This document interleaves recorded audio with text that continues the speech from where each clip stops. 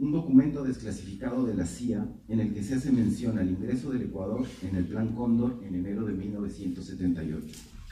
Se me presentó como una curiosa forma de archivar los acontecimientos de una de las épocas más funestas de nuestra historia reciente. El proceso de desclasificación de los archivos, es decir, nuestro derecho a la memoria de los acontecimientos, presenta una doble paradoja entre el libre acceso a la memoria como un derecho y la opacidad de la historia preservada como huella y testimonio de su secreto. Cristian Gómez Moya, un historiador argentino, quien ha estudiado muy bien cómo operan estos documentos en el caso del Cono Sur, sostiene que hay un modelo de gestión visual de la devastación política. ¿Qué está tachado y por qué? ¿Cómo opera ese borrón? ¿Dónde quedan los derechos a ver aquello que justamente ocurre? Quien deja un trazo, decía Henry Michaud, deja una herida.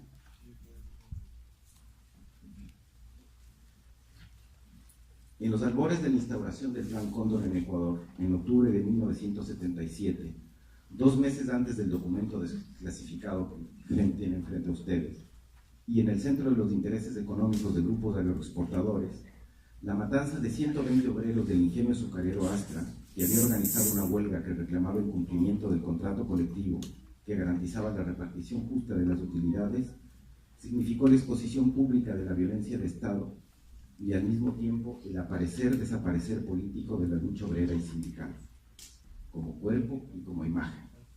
Solamente 25 cuerpos de obreros fueron hallados con heridas de bala y golpes en un canal de agua que rodea el ingenio.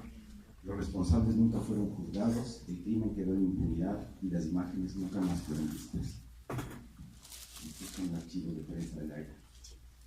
Como una herida abierta en el presente, este proyecto se asoma por una rendija de la historia para comprender las consecuencias que tienen en el mundo contemporáneo los sucesos ocurridos hace décadas.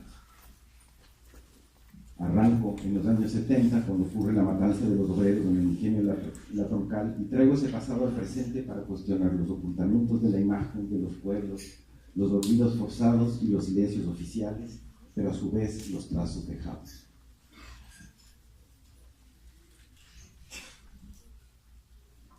Y esto es lo único que queda en el Archivo Nacional con respecto a la matanza de Astra.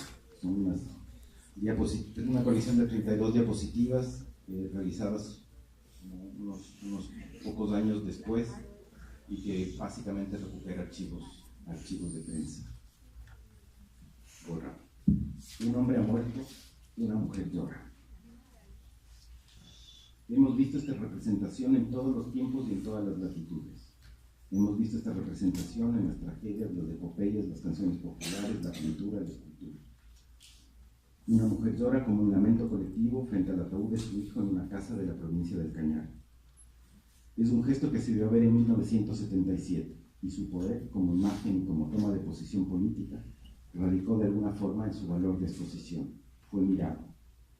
Pero ese gesto del duelo, esta pietà indígena y obrera puesta en evidencia por la fotografía realizada en 1977, fue ocultado 3 veces, políticamente por la dictadura, históricamente por un litigio que nunca dio culpables. Esta imagen desapareció como desaparecieron los cuerpos de los afreros asesinados en el ingenio Astra. Ahí intuyo una relación de causalidad inesperada en esta doble desaparición, cuerpo e imagen. Los pueblos son supervivientes en 2 sentidos diferentes pero complementarios, como recuerda el historiador del arte Liu. Sobreviven su sobrevivencia, es decir, de su plasticidad, de su capacidad a resistir a las destrucciones que permanentemente les amenazan, pero también sobreviven de sus supervivencias que forman, por decirlo de alguna manera, la potencia intrínseca, material y corporal de su memoria. Pero, ¿por qué el gesto fue ocultado y la imagen olvidada? Porque los gestos del duelo y del llanto hechos públicos, expuestos, invitan a la indignación, y la indignación a la revuelta. En 1977 fue quizás una imagen peligrosa, nunca lo sabremos con certeza, pero las imágenes desde el presente quieren ser preguntadas. ¿Cómo poner en relación este llanto y este gesto con el presente? ¿Cómo hacer resurgir el cuerpo olvidado desde las imágenes que lo ocultan? ¿Cómo recuperar el gesto fantasma? interpelo dos conceptos o ideas: el aparecer-desaparecer de lo político, y a partir de ahí el valor de exposición de estas imágenes en el presente. ¿Dónde encontrar la palabra de los sin nombre, la escritura de los sin papeles, la dignidad de los sin imagen? Herida. Una herida es una interrupción de la continuidad de un tejido. Uno se pregunta: ¿es una herida superficial, profunda, esquimosis, monatomas, demoraciones, descorrecciones, quemaduras? Frente a la herida del cuerpo y a la herida de la historia, ¿acaso no haría falta pensar en una pequeña arqueología de nuestras heridas?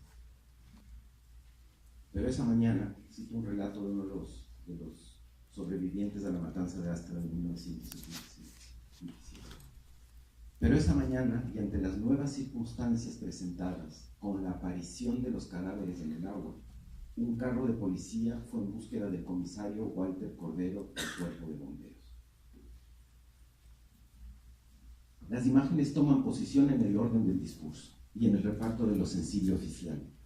La aparición de los cadáveres en el agua visibiliza una situación de injusticia. Es esa condición de lo que se hace visible de la situación que interesa aquí. Cuando desaparecen los cuerpos, aparece lo político en tanto imagen. Esos cuerpos heridos y ya inactivos en el agua. Lo político nos recuerda a Jacques Rancière. Es lo que desplaza un cuerpo del lugar que le estaba asignado o cambia el destino del lugar. Hace ver lo que ya no tenía razón para ser visto. Hace escuchar un discurso ahí donde solo el ruido tenía lugar. Hace escuchar como discurso lo que no era escuchado más que como ruido. Porque este aparecer y sin destino del cuerpo inerte ofrece la posibilidad de en tanto imagen que surge y flota de una revelación, como en una imagen fotográfica, química que hace aparecer, por efecto del revelador, un algo de este mundo como verdad visible. Ese cuerpo-imagen latente de la injusticia es revelado por acción del agua y de la luz, que irrumpe en el orden de lo que se puede o no ver, de lo que se puede o no decir. Esta es una imagen de prensa de la época, un recorte de diario El Tiempo de octubre de 1977. 10 segundos. El ejercicio de la política policía,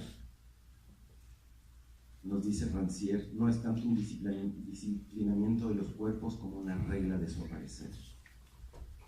Una configuración de las ocupaciones y las propiedades de los espacios en donde estas ocupaciones se distribuyen. ¿Qué lugar entonces otorgarles a estos cuerpos aparecidos que irrumpen en el orden de lo sensible instaurado por la dictadura en 1977? ¿Cómo exponer la aparición de los cuerpos en el agua? Un cuerpo resurge desde el fondo para ser visto, y su valor de exposición, la experiencia de su acontecer como imagen, es, en la posibilidad del tiempo presente, el aparecer de lo político. Los sucesos y las imágenes del pasado no están tan alejadas de nuestra realidad, y de alguna manera apuntan a lo mismo, al gesto del grito de una situación de injusticia. Hay una oportunidad para que esta operación visual y sensible revele alguna cosa que no habíamos visto antes. Uno, que la mayoría de los trabajadores asesinados llevan apellidos indígenas. Y dos, que el gesto de lamento y luego de indignación y de revuelta es de mujeres. Las imágenes, como las palabras, se alzan como armas y se disponen como campos de conflictos. Reconocerlos, criticarlos e intentar conocerlos lo más precisamente posible, quizás esa es la primera responsabilidad política que el historiador, el filósofo o el artista debe asumir, con riesgos y con paciencia. Es porque los pueblos están expuestos a desaparecer en el uso de las palabras como en el de las imágenes, que hay que resistir en la lengua y sin descanso, reconstruir las condiciones de una reaparición de los pueblos en el espectáculo de nuestro mundo.